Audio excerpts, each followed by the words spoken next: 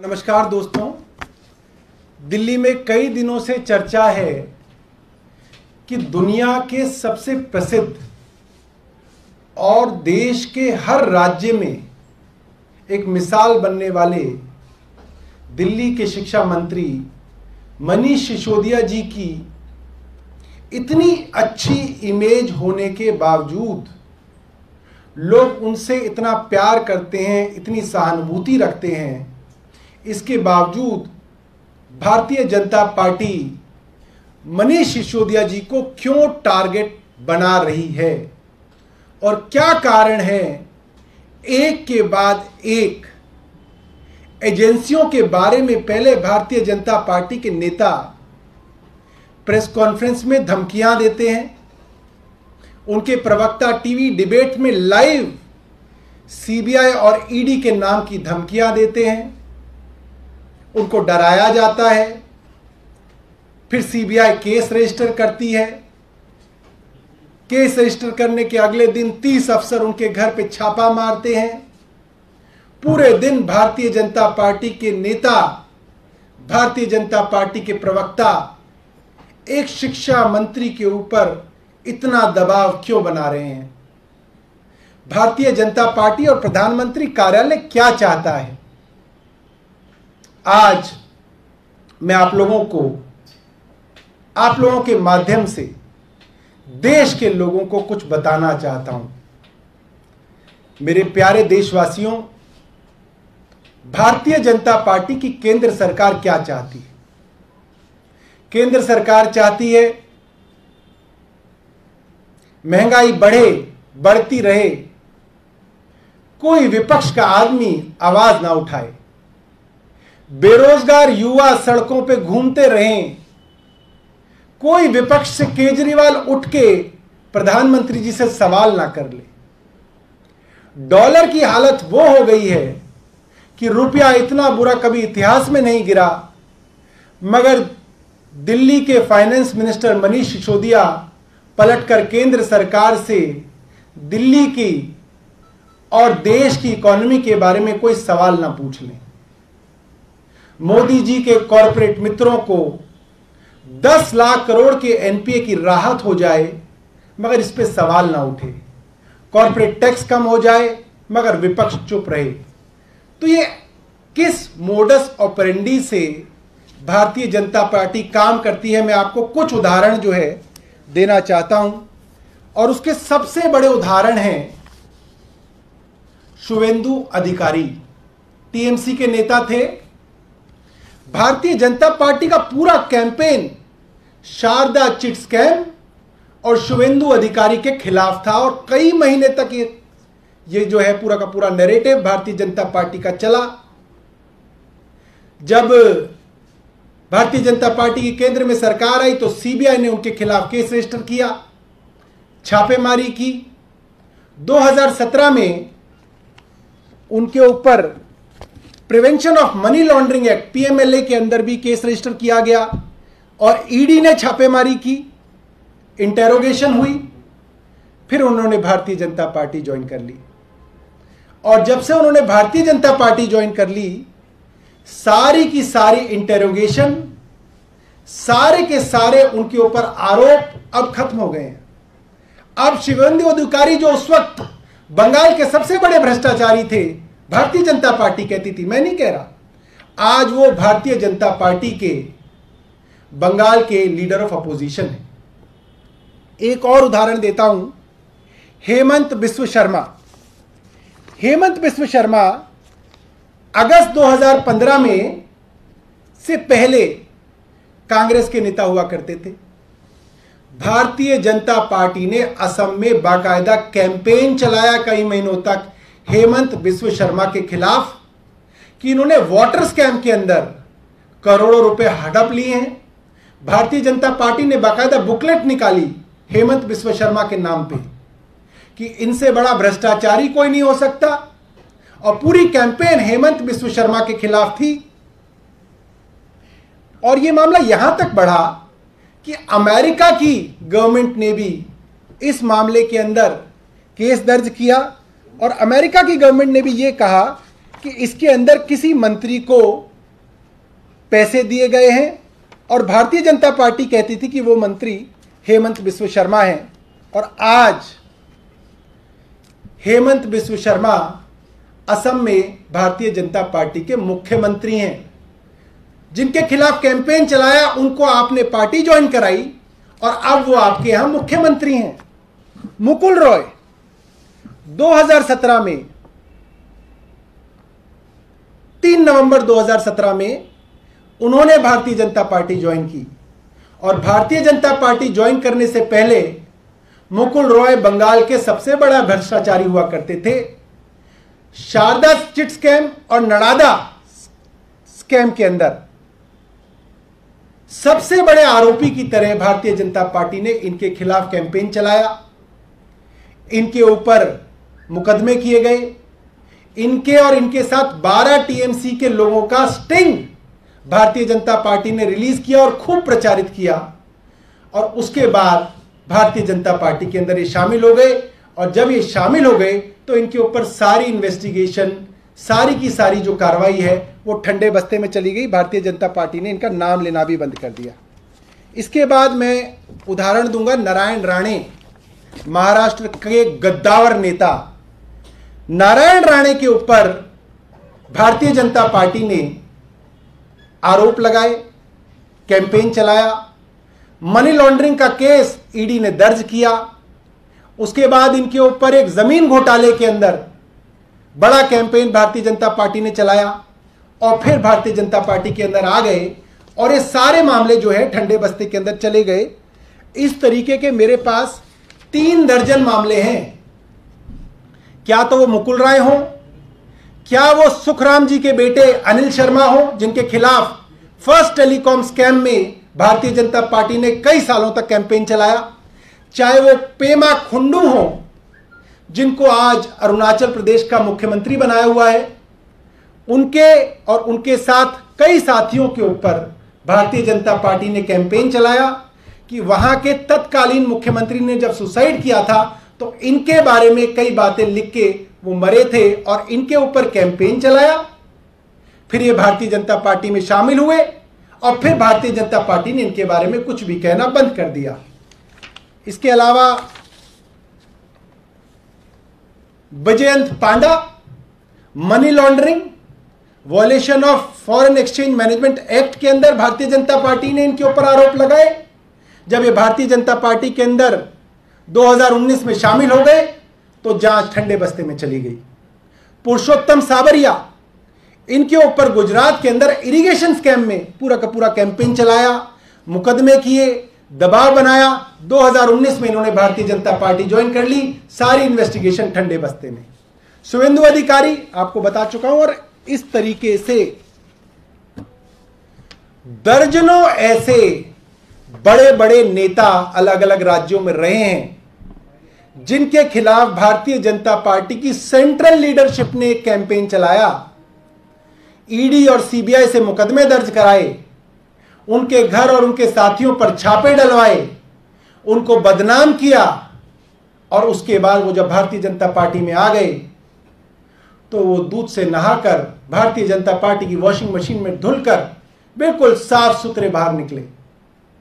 ये आईना भारतीय जनता पार्टी को दिखाना जरूरी है, और देश के लोगों को ये जानना बहुत जरूरी है कि भारतीय जनता पार्टी किस तरीके से ऑपरेट करती है, अपने खिलाफ बोलने वालों के मुंह बंद कराने के लिए क्या करती है।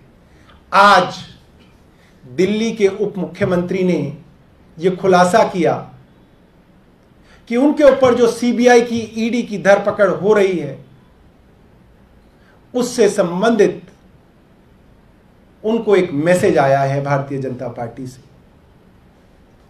भारतीय जनता पार्टी ने कहा है, आप भाजपा में आ जाइए, आपके सारे केस हम सुलट लेंगे। सोचिए भारतीय जनता पार्टी आज किस हद तक गिर चुकी है। और मनीष सिसोदिया जी ने क्या कहा, मुझे लगता है जिन लोगों ने मनीष सिसोदिया के नाम का मजाक उड़ाया, उनके नाम के साथ जुड़े हुए सिसोदिया शब्द का मजाक उड़ाया, उनको भी ये बहुत बड़ा करारा जवाब है। मनीष जी ने बोला जो सिसोदिया लिखा हुआ है ना, ये महाराणा प्रताप के वंश से आया है शब्द। हम वो सिसोदिया हैं जो अपनी गर्दन दे सकते हैं मगर गद्दारी नहीं कर सकते। तुम्हें जितने मुकदमे करने हैं कर लो, फांसी पे लटकाना है लटका देना। हम महाराणा प्रताप के राजपूत वंशज हैं, सर कटा देंगे मगर देश के दुश्मनों के साथ दोस्ती नहीं करेंगे, भ्रष्टाचारियों के साथ हाथ नहीं मिलाएंगे मनीष सिसोदिया। और आज इस पार्टी को, पूरी दिल्ली को मनीष सिसोदिया के ऊपर गर्व है। मुझे बहुत गर्व है इस प्रेस कॉन्फ्रेंस को करते हुए कि मनीष सिसोदिया जी को यहां तक कहा गया, बहुत कम लोग होंगे जो इतनी बड़ी चीज को ठुकरा सकें। उनको यह कहा गया कि हमारे पास दिल्ली के अंदर केजरीवाल के मुकाबले कोई चेहरा नहीं है। हमने कई चेहरे बदले, हर्षवर्धन लाए, मनोज तिवारी लाए, आदेश गुप्ता लाए, एक वो कौन थे वो जो मीटर वाले थे, उपाध्याय जी, सतीश उपाध्याय जी लाए, कई लोग लाए, कोई जम ही नहीं रहा। केजरीवाल के कद का कोई आदमी नहीं मिल रहा। आप भारतीय जनता पार्टी में आ जाइए, भारतीय जनता पार्टी का मुख्यमंत्री उम्मीदवार आपको बनाएंगे। आपकी अच्छी छवि है, लोग पसंद करते हैं, आपका बड़ा करियर है, आप आगे तक जा सकते हैं। उप मुख्यमंत्री जी ने कहा मैं महाराणा प्रताप का वंशज हूं। अरविंद केजरीवाल मेरे गुरु हैं, मेरे मुख्यमंत्री नहीं है, मेरे गुरु हैं। उनके साथ गद्दारी नहीं कर सकता। और मनीष सिसोदिया जी का सपना उन्होंने बताया कि मेरा सपना देश के हर बच्चे को अच्छी शिक्षा देना है। मेरा सपना मुख्यमंत्री बनने का सपना नहीं है। दोस्तों, आज देश को यह बताने की जरूरत है कि भारतीय जनता पार्टी किस हद तक गिर चुकी है, किस हद तक 2014 से अब तक कई दर्जन बड़े बड़े नेताओं को डरा धमकाकर ये चुप कराते हैं या अपनी तरफ लेते हैं। और आज इसका खुलासा हमारी पार्टी के उप मुख्यमंत्री मनीष सिसोदिया जी ने किया है। मुझे लगता है कि उन्होंने एक ट्वीट भी किया है जिसमें उन्होंने जानकारी दी है। आपके पास कोई प्रश्न हो तो आप प्रश्न पूछ सकते हैं। ये ऑफर किसने दिया? आधार क्या है सर? सबूत पेश करें आप। इस जो ऑफर आया बीजेपी, कब आया, किसके माध्यम से, कैसे यकीन दिलाया आपके दावे पर? आपके पास तो यकीन करने के लिए बहुत सारे दावे हैं। हेमंत बिस्व शर्मा से लेकर मुकुल रॉय से लेकर मुकुल अधिकारी से लेकर पता नहीं इतनी लंबी लिस्ट है। आप पता करिए क्या तरीका है बीजेपी का, वही तरीका है। समय रहते हुए वो भी बताया जाएगा, वो भी वो बताएंगे, मगर तरीका वही है जो बाकी नेताओं के साथ जो तरीका है वो ही सेम मोडस ऑपरेंडी है, वो भी बताएंगे। ये मैंने नहीं पूछा कि उनसे कि आज हुआ है कल हुआ है, मगर ये मोडस ऑपरेंडी आज से नहीं चल रही है, 2014 से चल रही है। किसी के माध्यम से? भाटी जी आप बहुत पूछ चुके हैं, उन्हें पूछने दीजिए। क्या कोई कॉल आया है? ये मेरी बातचीत नहीं हुई है मनीष जी से, इसके बारे में और जानकारी देंगे, मगर सेम मॉडस ऑपरेंडी से, सेम तरीके से इस चीज को बढ़ाया जा रहा है। आपने तो एक आपने हिस्ट्री बता दी कि जी जी जी, लेकिन जो दावा मनीष सिसोदिया ने किया है उसके लिए तो कोई कॉल या मैसेज आना जरूरी है। बिल्कुल मनीष जी, बिल्कुल बिल्कुल। इस पूरी चर्चा के अंदर आगे भी आपको बताएंगे। पहली प्रेस कॉन्फ्रेंस नहीं है दोस्तों, अभी तो कई प्रेस वार्ता करेंगे इसके ऊपर। पूरी जो पोल है भारतीय जनता पार्टी की वो खोली जाएगी। और ये सवाल भारतीय जनता पार्टी से जरूर पूछना मेरे दोस्तों कि ऐसा क्या हो जाता है कि जिसके खिलाफ भारतीय जनता पार्टी कैंपेन चलाती है, और आज तो सारी एजेंसीज भी भारतीय जनता पार्टी के अधीन है, जब वो आदमी भारतीय जनता पार्टी के अंदर आ जाता है तो सारे केस ठंडे बस्ते के अंदर चले जाते हैं, सारी इन्वेस्टिगेशन खत्म हो जाती है, सारी कैंपेन बंद हो जाती है। कितने विधायकों को साथ लाने का प्रस्ताव? अब ये डिटेल जो है मुझे नहीं है, बट विधायक अगर आपको सरकार बनानी है, ये मेरा सिर्फ अपना आकलन है, 8 तो उनके पास है, 36 के लिए उनको 36 -8। सीबीआई रेड के बाद ऐसा प्रस्ताव आया सिसोदिया जी के पास? असल में क्या वो प्लेन में चढ़ गए, तो मेरी इस बारे में पूरी बात नहीं हुई है, वो गुजरात पहुंच रहे हैं, मगर ये मोडस ऑपरेंडी सेम है। तो अगर इतना बड़ा कोई ऑफर है तो फिर बीजेपी के उस नेता को एक्सपोज करने में कर तो दिया, आज हमने पूरा एक्सपोज कर दिया, सब करेंगे धीरे धीरे, सब करेंगे। हम तो आपको कह रहे हैं ना, भारतीय जनता पार्टी से पूछिए आप कि आपने इतनी बड़ी कैंपेन चलाई हेमंत बिस्व शर्मा के खिलाफ, क्या हुआ? सारे केस खत्म क्यों हो गए? मुकुल रॉय के पास क्या हुआ? शुभेंदु अधिकारी का क्या हुआ?